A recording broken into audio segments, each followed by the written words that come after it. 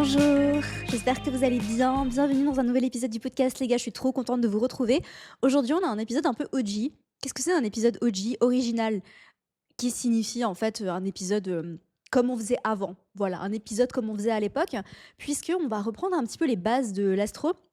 Je reçois pas mal de questions sur le thème astral, comment lire un thème astral, et je me suis dit ce serait pas mal en fait de vous représenter un peu une méthode simple, puisque vous savez, hein, ma mission aussi en astrologie, c'est de prendre tout ce qui est complexe et de le simplifier, et de vous présenter en fait cette méthode de façon ultra simple dans cet épisode de podcast. Grâce à cet épisode, tu vas vraiment pouvoir comprendre comment interpréter un thème astral, que tu sois débutant, intermédiaire ou même avancé. Même si tu es avancé et que tu sais déjà lire un thème astral, je pense que tu pourrais avoir des clés.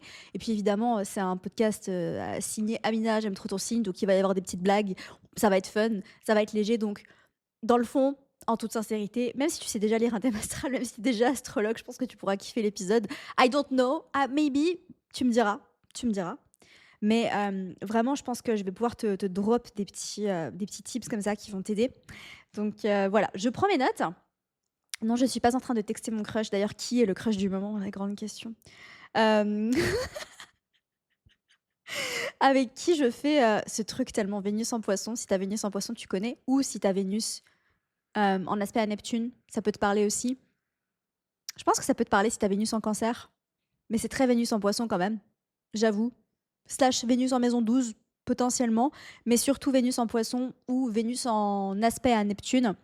C'est que quand tu as un crush, tu, t'évades en écoutant de la musique et en visualisant les moments que vous pourriez potentiellement passer ensemble. C'est complètement délulu. Mais tu sais que je fais ça, en fait, depuis toujours. Genre, depuis que je suis ado, je fais ça quand j'ai un crush, qu'il soit passé quelque chose ou pas, hein. Des fois, c'était des crushs bon, en plus, voilà, j'ai Vénus en Poisson et en maison 12. Vénus en maison 12, les amours secrets, ça veut dire tu aimes secrètement ou alors on t'aime secrètement. C'est pas drôle du tout. Mais ça m'est très souvent arrivé d'aimer secrètement et de jamais, révéler quoi que ce soit à la personne concernée, surtout quand j'étais plus jeune, et du coup, en fait, je fantasmais sur, des personnes qui n'avaient aucune idée que je fantasmais sur elles, mais genre vraiment aucune idée, et du coup, je m'évadais en écoutant de la musique et en imaginant notre futur ensemble, futur qui n'est absolument jamais arrivé, d'accord? Donc voilà, c'est complètement délulu, et la question c'est: je le fais encore? Oui, absolument, je le fais encore. J'aimerais essayer de me calmer un peu avec ça parce que j'ai l'impression j'ai l'impression que ça me sert pas trop. En fait, ça m'apporte du qu'est-ce que ça m'apporte? Ça m'apporte du plaisir immédiat, mais est-ce que c'est véritablement bon pour moi? Je pense que la future moi, elle validerait pas. Parce que c'est vrai que la future moi, elle est pas toujours d'accord. Bon, après, c'est vrai que la future moi, il y a un truc aussi avec moi, c'est que j'évolue tellement vite, j'ai l'impression, quand même, que quand je regarde ce que je faisais ou qui je datais il y a quelques mois, je suis un peu en mode: «Meuf, tu sérieuse?» Mais je peux pas m'en vouloir parce qu'en fait, sur le moment, c'était juste pour moi, c'est juste que j'ai tellement évolué ces quelques mois. Enfin bref, je m'égare. Si tu me regardes sur YouTube, tu vois que j'ai pris cette habitude de tenir mon micro. J'ai l'impression que j'aime bien parce que ça me donne l'impression de d'être une star. Je rigole, mais je dis très souvent en fait, c'est un peu le truc que je dis, qu'avec ma lune en Gémeaux, je suis née avec un micro dans la main. Du coup, j'ai l'impression d'incarner cette version de moi. Voilà, j'aime beaucoup. Non, mais c'est juste beaucoup plus pratique. En vrai de vrai, c'est très pratico-pratique parce qu'en fait, si je veux poser ce micro, j'ai un pied qui arrive là et du coup, il me faut à chaque fois une table, et en fait, si j'ai une table là, bah, tu vois bien qu'en fait, avec la caméra, c'est pas joli. Du coup, c'est pas très pratique, mais j'ai que 2 mains, donc je sais pas comment je vais faire pour boire mon smoothie. Oui, parce qu'aujourd'hui, c'est pas un café, c'est un smoothie protéiné. Cheers, by the way. Et mes notes, en fait, donc ça va bien se passer. Bref, je vais pas pouvoir boire mon smoothie, mais c'est pour vous, c'est pour la bonne cause. Donc voilà, vous le méritez. On va passer un bon moment ensemble, donc je boirai mon smoothie après. Tout va bien. Putain, mais quelle princesse celle-là. Oh là là. Alors, avant de vous présenter cette méthode simple et universelle pour apprendre à lire n'importe quel thème astral, j'ai noté quelques conseils en fait que j'aimerais vous donner, qui sont inspirés d'un message vocal que j'ai fait à ma copine Ashley, à qui je fais un coucou si elle passe par là, puisque elle me demandait des tips pour apprendre à lire un thème astral, et là elle m'a dit en fait il faut apprendre les trucs par cœur et moi j'ai du mal, et là je lui ai dit non meuf, il faut pas apprendre par cœur, Faut pas apprendre par cœur. Faut pas apprendre par cœur l'énergie de Vénus. Faut pas apprendre par cœur ce que signifie la maison 12. Il faut comprendre. Et ça, c'est très différent. Et ça, c'est un tip que je vous donne vraiment, les gars, c'est de pas essayer d'apprendre. On n'est pas, enfin, si on est à l'école, mais on n'est pas vraiment à l'école. Ça sert à rien d'apprendre de façon brute, genre comme tu dois apprendre les mots d'un vocabulaire. Quand c'est vrai que quand tu apprends une nouvelle langue, tu vois, par exemple, imagine tu vas apprendre l'indonésien. Je prends mon exemple. Je suis pas en train d'apprendre l'indonésien, mais imagine, je devrais, hein, vraiment, vraiment, il faudrait. Mais imagine, j'étais en plein. Je peux pas tout faire, hein. J'ai un business à gérer. Je suis en train de monter une marque. Au secours. J'essaye de manger 100 grammes de protéines par jour, c'est beaucoup. De prendre soin de moi, de faire du sport, de tenir une maison propre et soignée. On peut pas tout faire dans la vie, mais je pourrais faire un effort pour commencer à apprendre l'indonésien parce que c'est vrai que au final, je sais pas, lune en gémeaux, c'est parti. Life update, j'avais pas prévu de. J'ai eu un déclic en étant en Australie. J'avais pas prévu de forcément m'installer. Je l'ai fait à l'accent suisse. M'installer. Euh, Qu'est-ce qui se passe aujourd'hui? Elle a bu trop de café et elle est en phase ovulatoire. Voilà ce qui se passe, t'as compris. Heu, je surfe sur la vague. J'avais pas prévu de m'installer à Bali, genre long terme et c'est vrai que j'ai cet appartement techniquement jusqu'au mois d'avril, mais je vois pas où je pourrais aller, en fait. Je vois pas genre je me vois pas vivre ailleurs.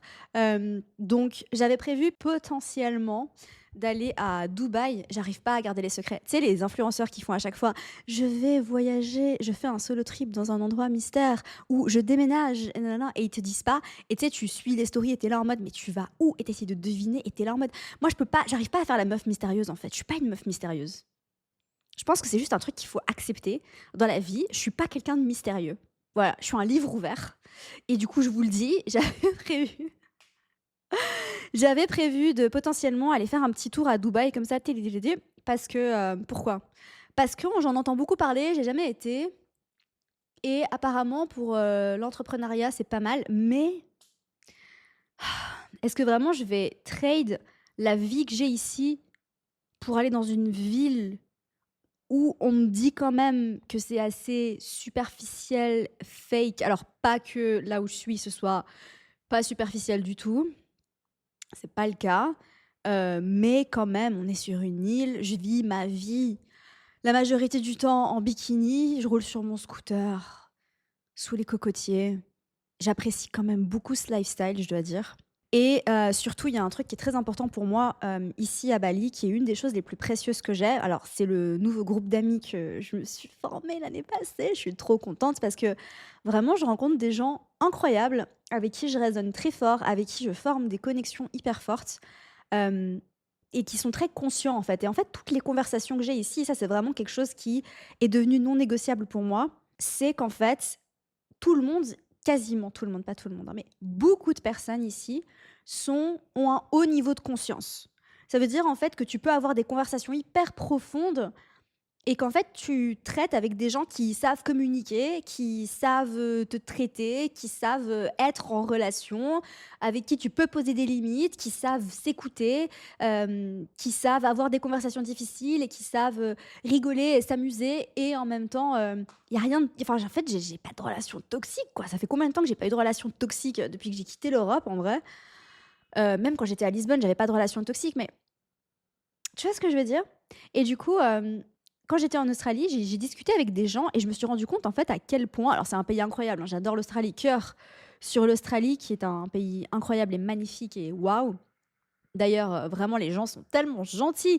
Mais alors je vous dis ça entre vous petite life update, voilà, mais je vous partage quelques anecdotes assez drôles. Je vais dans un magasin de vêtements à Melbourne et les gens enfin les vendeuses étaient gentilles, les vendeuses étaient sympas. Elles voulaient m'aider. Genre, je vais vers elles parce que tu sais, genre, quand t'es en France, tu vas dans un magasin de vêtements, tu veux demander une taille, genre limite t'es là en mode, heu, elle va me elle va me tège, elle va mal me parler, elle va me remballer, enfin tout ce que tu veux quoi. Et là la meuf, genre la vendeuse, elle était genre trop sympa, genre et pas qu'une fois, hein, pas qu'une fois. À chaque fois, genre trop contente de m'aider. Genre, je lui dis: «Ah, je pourrais avoir ça en XS» et elle me dit: «Ah oui, bien sûr, mais je vais aller voir» et elle prend le temps de m'aider et elle me dit: «Ah bah tiens, tu veux aussi essayer le XXS? Ça pourrait bien t'aller. Ah, tu vu ça?» machin et j'étais là: «Mais c'est sérieux ça?» Ou genre même à l'aéroport, la garde, comment tu dis? La security guard là, tu sais quand tu fais passer ta valise, au rayon X, genre elle me faisait des compliments. Elle me disait: «Waouh, ton bronzage, il est trop beau». Je dis: «Ah mais OK. Mais genre, jamais ça arrive en France ou en Suisse ou enfin, en tout cas, moi, ça m'est jamais arrivé donc tu sais, je suis à chaque fois, genre, je suis mesmerized, je suis genre émerveillée, c'est ça, mesmerized, émerveillée. Je suis émerveillée, en fait, de la gentillesse des gens en Australie et surtout, il y a un truc que j'ai remarqué, si tu as été en Australie, tu as peut-être remarqué aussi, c'est que même dans les grandes villes, genre Sydney, Melbourne, les gens sont pas stressés. Genre, quand je compare à Paris, quand je compare Melbourne et Paris, c'est un délire, en fait. Genre, tu es dans le centre-ville de Melbourne. Et en fait, les gens, ils sont chill. Tu sais, les gens, ils sont pas stressés, les gens, ils te bousculent pas si tu marches plus lentement. Si tu prends un peu plus de temps à traverser la route, on va pas te klaxonner et t'insulter.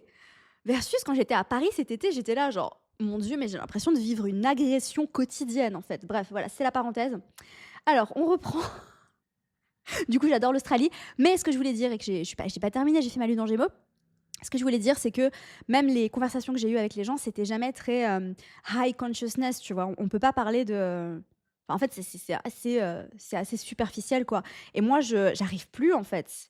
C'est vrai que je me suis habituée ici à Bali à rencontrer quelqu'un pendant une semaine. Genre, tu connais quelqu'un depuis une semaine et en fait, direct, bah, tu parles de trucs hyper deep et hyper profonds et tu connectes, vraiment et du coup, j'arrive pas à faire du small talk, tu sais, des conversations d'ascenseur ou des conversations en mode alors les fameuses conversations que tu as, un peu partout dans le monde, mais que j'ai pas vraiment ici à Bali, c'est, «Waouh, la vie est dure. Waouh, la vie est chère. Waouh» mais pourquoi en fait? Genre, on a tous des problèmes et on traverse tous des choses différentes, hein. Enfin, je veux dire, ma vie n'est pas dénuée de problèmes, hein, loin de là.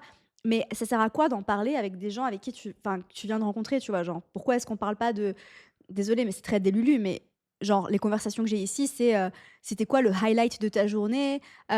Pourquoi tu es reconnaissant maintenant? Enfin, je sais pas, venez on se focus sur ça et venez on se focus pas sur, la vie est dure, le gouvernement, tu vois ce que je veux dire? Enfin, au bout d'un moment, faut arrêter de faire la victime et de mettre la faute sur le gouvernement. Enfin, je veux dire, si tu pas content, c'est enfin bref, voilà.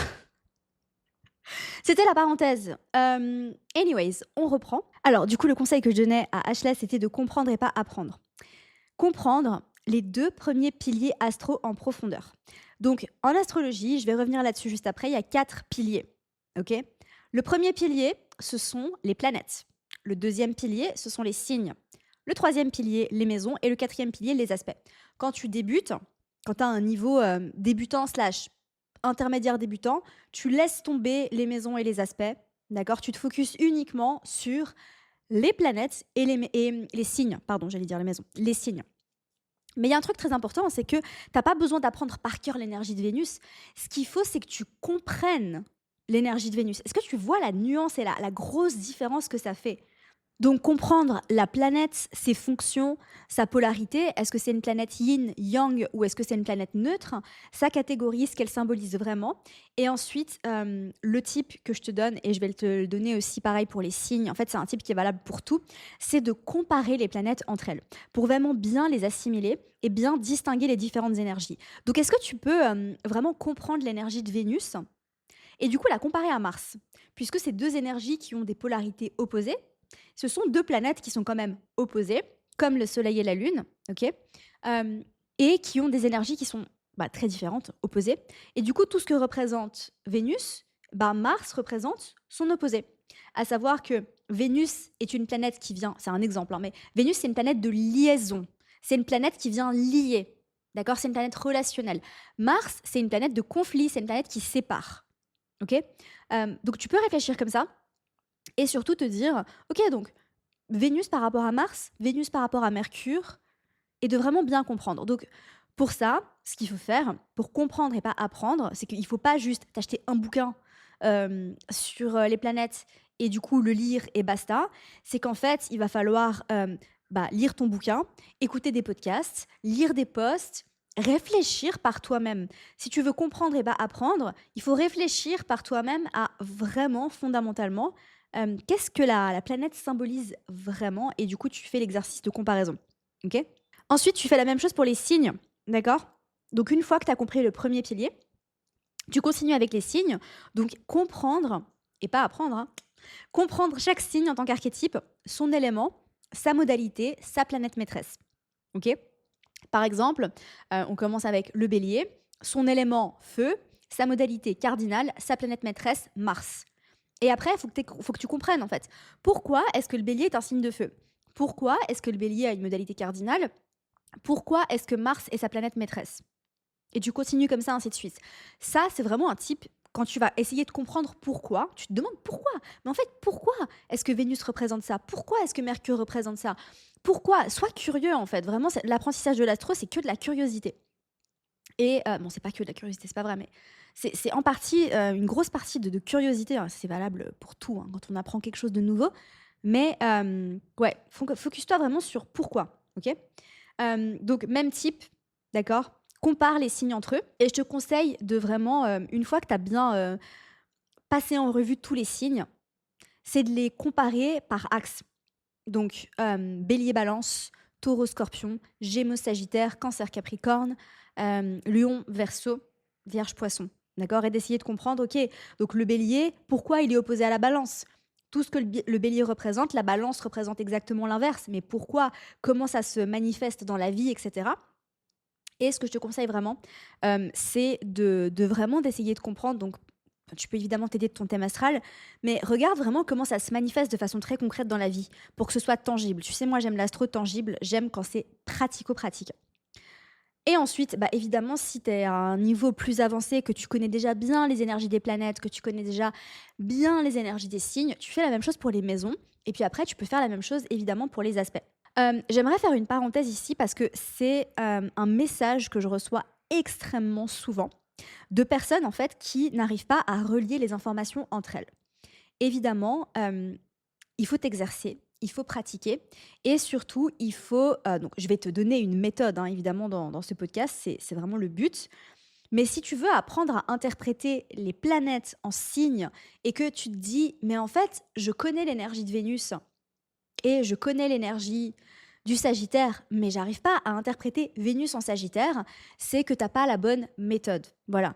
Généralement, les bouquins d'astro, j'ai pas lu les derniers bouquins parce que je relis pas forcément les livres sur les trucs basiques, entre guillemets. Je vais plus loin dans ma pratique en ce moment. Mais je sais pas si les bouquins d'astro maintenant, ils le font, mais j'ai l'impression que, en tout cas, à l'époque où je lisais il y a plusieurs années, je fais la vieille de l'ancienne école, qui lisait des livres quand je suis tombée dans l'astro. Bah, en fait, les bouquins ne présentaient aucune méthode. C'était voici Vénus, voici le Sagittaire, démerde-toi. Et c'est pour ça, en fait, qu'on s'inscrit à des formations. Donc, by the way, j'en profite pour te dire que j'ai une formation, si jamais ça t'intéresse, si jamais tu as envie d'apprendre à lire ton thème astral. Alors, il y a deux types de formations. Il y a la formation pro, donc pour les personnes qui veulent devenir astrologue professionnel ou qui veulent utiliser l'astrologie dans un cadre professionnel, d'accord? Qui veulent utiliser l'astrologie comme outil pour vraiment aider les gens dans leur carrière, donc ta carrière à toi. Il y a le mentoring astro hybride, d'accord? Donc ça, c'est vraiment professionnalisant. C'est une formation vraiment genre high level, ok? Où je t'apprends à lire un thème astral. Voilà. Et si juste t'adores l'astro, vraiment t'es passionné et t'as envie de comprendre comment interpréter, mais juste pour toi, pour le fun, pas forcément pour en faire quelque chose pour ta carrière, il y a la formation J'aime trop mon signe, qui est une formation que j'ai créée il y a longtemps, mais qui a énormément de succès et qui est toujours aussi fraîche et aussi valable, dans laquelle en fait je te présente les 4 piliers de l'astro, je t'apprends à interpréter les planètes en signes, je t'apprends à interpréter les planètes en maison, je t'apprends les aspects, je t'apprends les astéroïdes. Donc si jamais tu veux déjà aller plus loin, je te donne un petit conseil, c'est d'attendre un petit peu avant de la procurer parce que la semaine prochaine, elle sera en promo pendant quelques jours. Donc, j'ai chuchoté. Je sais pas pourquoi. Donc si jamais ça t'intéresse, non, je vais pas continuer à chuchoter. Si jamais ça t'intéresse, je te conseille d'attendre puisque la semaine prochaine, elle sera en promo exceptionnelle, voilà, pour les 4 ans de la formation. Et du coup, tu pourras te la procurer à un tarif très, très, très exceptionnel. Je l'ai créée il y a 4 ans. mais je l'ai revisité, donc je l'ai reformulé il y a 2 ans et elle est pépite. Voilà, on a plein de témoignages. Je te laisserai aller voir sur la page de présentation. Puis il y aura une petite promo avec un code promo bien sympathique si jamais tu as envie de te la procurer. Et si jamais tu ne veux pas rater ça parce que tu te dis waouh, Amina, j'ai pas envie de rater l'info, j'ai pas envie de rater cette promo, je veux pas passer à côté parce qu'elle ne durera que 4 jours seulement. Putain, Amina, en phase ovulatoire, elle est insupportable, tu trouves pas? Bref, je te laisse, t'inscrire, à la newsletter. Quand tu t'inscris à la newsletter, tu entres directement dans la liste email et on te préviendra, bien évidemment, de la promo. Donc inscris-toi juste en dessous à la newsletter et évidemment, tu recevras la newsletter de J'aime trop ton signe qui est toujours pleine de valeurs tous les dimanches. OK? Donc, on passe à la méthode simple et universelle. La planète représente le quoi. Le signe représente le comment et la maison représente le où. OK? Donc la planète, c'est la fonction. Et c'est comme ça que je l'enseigne dans toutes mes formations, dans le mentoring astro-hybride, dans la formation J'aime trop mon signe, dans les workshops aussi, qui ont c'est un format très différent, hein. Donc les formations, c'est pas comme les workshops. Les workshops, c'est basé sur la pratique et surtout, je te détaille l'énergie de tous les placements. OK? Ça veut dire que je te donne Vénus en bélier, version amour pour Astrolove, version self-love pour Astro Self-Love, etc. Dans les formations, on ne travaille pas comme ça. Dans les formations, je t'apprends, toi, à interpréter avec des exercices. Donc, c'est très différent. D'accord? C'est pas du tout la même chose. Mais du coup, la planète représente la fonction. Donc, par exemple, Soleil égale identité, Lune égale sécurité émotionnelle, Mercure égale mental, Vénus égale relation au plaisir, à l'amour, Mars égale désir, action. C'est hyper simplifié parce que les planètes représentent bien plus que ça. D'ailleurs, les vidéos dans les formations durent des heures et des heures, d'accord? Parce qu'on va vraiment en profondeur dans l'interprétation des planètes. Mais la planète, c'est vraiment l'énergie brute, d'accord? C'est le quoi. Et ce qu'il faut comprendre aussi, c'est que c'est jamais bien, c'est jamais mal, il n'y a jamais rien qui est bien en astro, il n'y a jamais rien qui est mal. À chaque fois que je vois quelqu'un et que cette personne me montre son thème astral, je fais waouh! Et elle me dit waouh, c'est bien, c'est mal. Je fais mais c'est jamais bien, c'est jamais mal, d'accord? Point très important. On parlera de ça dans un autre épisode de podcast si jamais t'as pas compris ce que je voulais dire, mais je pense que tu as compris. Pourquoi est-ce que c'est jamais bien et jamais mal? Dites-le moi dans les commentaires. Les personnes qui écoutent le podcast toutes les semaines, vous le savez, d'accord? Pourquoi est-ce qu'il n'y a rien de bien et rien de mal en astrologie? Dites-le moi dans les commentaires. Je veux voir si vous êtes attentifs. Putain, la prof d'école. Ok. Ensuite, le signe représente le comment. Donc, c'est le style. D'accord? Donc, le signe vient colorer la planète. Rythme, tempérament, manière de s'exprimer. Donc, une même planète, dans des signes différents, aura une expression très différente. Vénus en bélier n'a rien à voir avec Vénus en taureau, n'a rien à voir avec Vénus en gémeaux et n'a rien à voir avec Vénus en cancer. Ok? Donc le signe ne change pas ce que tu vis, mais il va changer comment tu le vis. C'est pour ça que le signe, c'est le comment. Donc planète égale quoi, signe égale comment ça se manifeste, comment ça va se déployer. Le signe, c'est comment la planète en question va déployer son énergie. Donc si la planète, c'est le quoi, donc Vénus qui représente le relationnel, l'amour, la beauté, la relation au plaisir, l'attraction, le magnétisme, etc. D'accord, tout ce que Vénus représente en astrologie, la beauté, la capacité à créer de l'art, etc. Et dans le signe du taureau, donc elle est à domicile du coup dans le signe du taureau, eh bien, on va aller regarder comment tout ce que représente Vénus se déploie dans l'énergie du taureau. Et quand c'est en Capricorne, comment est-ce que tout ce que représente Vénus se déploie dans l'énergie du Capricorne? D'accord? Donc le Capricorne, c'est un signe sérieux, c'est un signe stable, c'est un signe long terme, c'est un signe plus lent, c'est un signe qui prend ses précautions. Vénus en bélier, à l'inverse, le bélier, c'est un signe impulsif, c'est un signe rapide, c'est un signe de commencement, d'initiation, c'est un signe qui préfère les raccourcis. Du coup, l'énergie de Vénus, elle va pas du tout se déployer de la même façon en Capricorne qu'en bélier. Ok? Et c'est la même chose pour les 12 signes du zodiaque. Voilà. Donc ensuite, la maison, donc une fois que tu as fait ça, donc petit conseil très important, est-ce que je l'ai noté? Je ne l'ai pas noté, mais je vais te le dire. Tant que tu ne sais pas interpréter les planètes en signes, n'essaye pas d'interpréter les planètes en maison. Parce que l'astrologie, c'est comme les maths. Encore une fois, je le répète à chaque fois, mais c'est tellement important. L'astrologie, c'est comme les maths. Si tu ne sais pas interpréter une planète en signe, tu ne sauras pas interpréter une planète en maison, tu ne sauras pas interpréter une planète en aspect. D'accord? Donc, fais les choses les unes après les autres parce que c'est comme ça en fait que tu vas réussir. Parce qu'en mathématiques, si tu sais pas faire une équation simple, tu sauras pas faire une équation logarithmique. Donc, si tu sais pas interpréter Vénus en taureau, tu sauras pas interpréter Vénus en taureau, en maison 9, en carré à Pluton et en trigone à Saturne. Ok? Tu pourras pas parce que c'est plus complexe. Ok? Ok. Donc la maison représente le domaine de vie. La maison, c'est le où. Planète égale quoi, signe égale comment, maison égale où. Donc la maison, c'est un terrain concret. Ok. Relation, travail, intimité, famille. C'est là que l'énergie se manifeste dans ta vraie vie. D'accord? Donc ça, c'est très important parce que les signes sont associés à des maisons et tu as bien noté que j'ai dit associés et pas gouvernés. Les planètes gouvernent des signes. Donc le bélier est gouverné par Mars, le taureau est gouverné par Vénus et la maison 1 est associée au bélier, mais maison 1 pas égale bélier. J'ai fait un épisode de podcast là-dessus en 2022 qui est toujours aussi valable, que tu pourras aller chercher parce qu'il est en ligne. Je crois pas qu'il soit sur YouTube d'ailleurs. C'était avant que je filme le podcast. D'ailleurs, on a remarqué, on a remarqué un truc, les gars. On a remarqué qu'il y a plus d'écoutes sur YouTube que sur Spotify. Donc, vous êtes de plus en plus nombreux à nous regarder sur YouTube. Merci d'être là. Merci. Parce que, pourquoi merci? Pourquoi j'ai merci? C'est pas moins bien d'écouter sur Spotify. En fait, en vrai, tu fais ce que tu veux parce que, je te l'avoue, moi, les podcasts, je les écoute sur Apple Podcast d'ailleurs, même pas Spotify. Je les écoute sur Apple Podcast. C'est pas sponsor. Apple Podcast, si vous voulez me sponsoriser. Feel free. Non, c'est pas sponsor, mais c'est tout simplement parce qu'en fait, je les écoute en marchant et que du coup, c'est beaucoup plus pratique.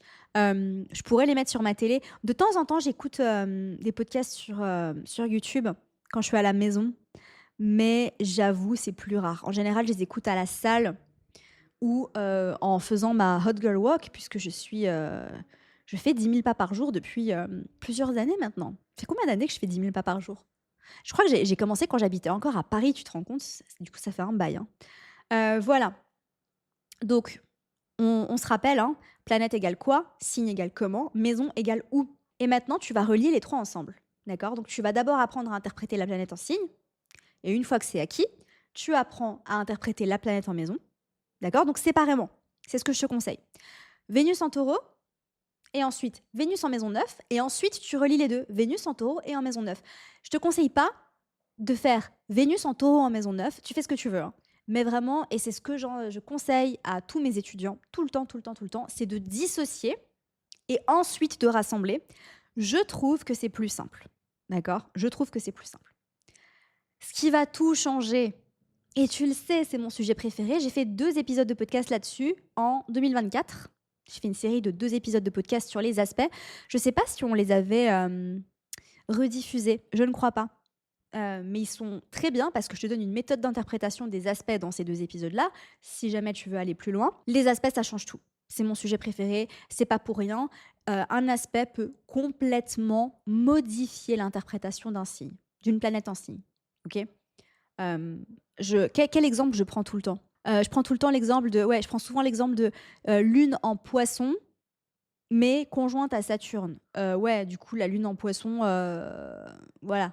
On prend la conjonction à Saturne qui va vraiment, vraiment, vraiment, vraiment, vraiment, vraiment, vraiment, vraiment, vraiment modifier. Cette femme est folle, hein. Modifier. Je disais ça à mon crush l'autre jour, je lui ai dit je suis complètement folle. Et il a rigolé. Donc, faut que j'arrête avec les cancers. Quelqu'un m'a dit, alors je vais call out. Hein. Quelqu'un m'a dit, arrête de dater des cancers si tu sais que tu veux pas d'enfants. Alors, numéro 1, j'ai la lune en gémeaux, du coup je change tout le temps d'avis. Donc qui sait, peut-être qu'un jour j'aurai des enfants. Le truc en fait avec le sujet des enfants, c'est que je me vois pas avoir des enfants maintenant à l'instant T, mais vu que je grandis et que j'évolue tout le temps, je suis absolument pas fermée à l'idée de changer d'avis au sujet des enfants, d'accord? Donc peut-être que l'année prochaine, je ferai cet épisode de podcast et je serai enceinte. I don't know. Et surtout, je suis vraiment dans un état d'esprit de... Alors, d'après mes croyances spirituelles, et ça, c'est propre à moi, hein, peut-être que tu partages pas mes croyances spirituelles et c'est complètement OK, mais moi, je pars du principe, en fait, que on choisit, on choisit nos parents, d'accord? Donc si, et ça c'est mes croyances à moi, attention, hein, mais si il y a une petite âme qui m'a choisi en étant sa maman, qui m'a choisi comme maman et que du coup elle a aussi choisi son papa, bah en fait c'est inévitable. Je pourrais pas passer à côté parce que s'il y a un contrat d'âme, bah, ça va arriver.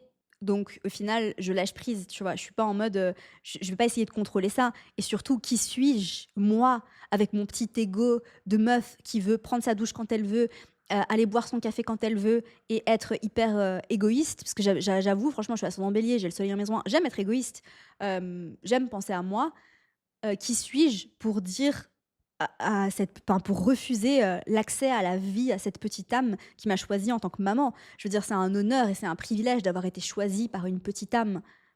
C'est absolument incroyable. Enfin, je veux dire, tu il y a une âme qui m'a choisie pour la faire, vivre cette expérience humaine. Je trouve ça absolument incroyable. Donc oui, non, maintenant, aujourd'hui, j'ai pas envie, je suis pas prête. De toute façon, j'ai pas de d'homme dans ma vie qui me permet de je enfin, je ferai jamais ça toute seule. Du coup, c'est pas dans les cartes pour le moment, mais je suis absolument pas fermée à l'idée et si ça se trouve, il y a un homme cancer absolument incroyable qui va entrer dans ma vie. Est-ce qu'il est pas déjà entré dans ma vie? Plot twist! Si tu as suivi le dating wrap, peut-être que tu sais. Peut-être qu'il y a un homme cancer absolument incroyable qui va me faire changer d'avis et qui va me montrer à quel point, c'est fou en fait de I don't know. Donc non, je vais pas arrêter de dater des cancers et est-ce que je suis encore en crush sur un autre, un 4e cancer? Absolument. Absolument. J'ai vraiment, mais franchement, je pense que vous allez pas, et puis en plus, ce que j'ai répondu en commentaire à cette personne, c'est que, on peut pas déterminer, l'envie ou non d'avoir des enfants de quelqu'un sur son signe solaire. Enfin, je suis désolée, mais déjà, on peut pas déterminer ça dans le thème astral. On peut déterminer des envies et des potentielles tendances, mais on peut pas, enfin, je veux dire, on a le libre arbitre, quoi. C'est pas marqué dans mon thème que j'aurai pas d'enfants, c'est pas marqué dans mon thème que j'aurai des enfants. Je mets une petite note de réserve là-dessus, pas dans le thème astral, mais on peut voir certaines choses à d'autres endroits. Bref, voilà, moi je vais pas entrer dans un débat de est-ce qu'on peut prédire l'avenir grâce à l'astrologie parce que voilà.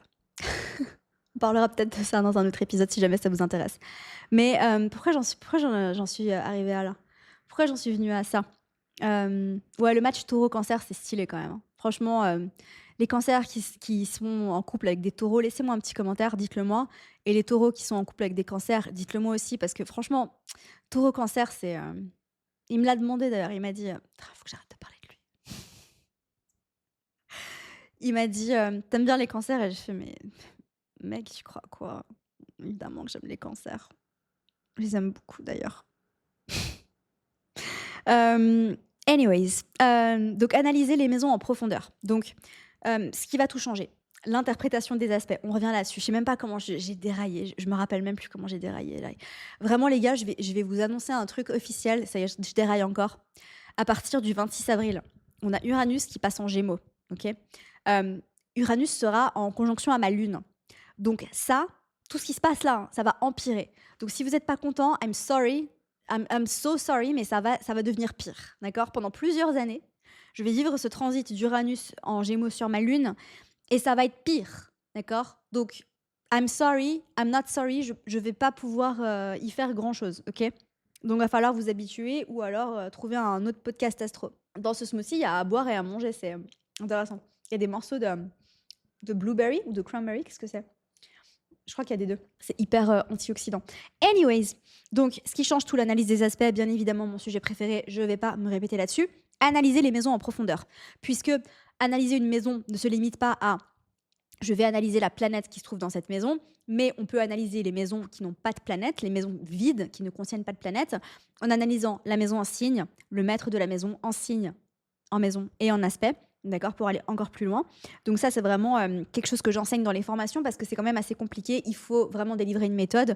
Je ne peux pas faire des épisodes de podcast de 5 heures pour tout vous expliquer. Et puis surtout, il faut pratiquer. Donc ça, c'est quelque chose qu'on fait dans les formations, donc autant dans le mentoring astro-hybride que dans la formation J'aime trop mon signe. Et puis ensuite, les astéroïdes, les nœuds lunaires, la lune noire. Donc voilà les gars, si jamais vous voulez aller plus loin, ça se passe dans la formation J'aime trop mon signe qui sera en promo à partir de jeudi prochain.